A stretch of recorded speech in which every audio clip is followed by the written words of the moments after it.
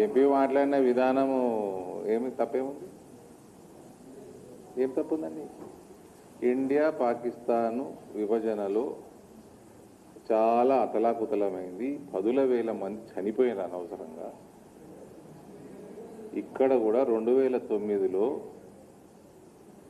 Statement ఇచ్చి వెనక్కి తీసుకొని భగ్గుమన్న తెలంగాణలో 100 మంది 9 నుంచి 14 మధ్యలో చనిపోయినరు.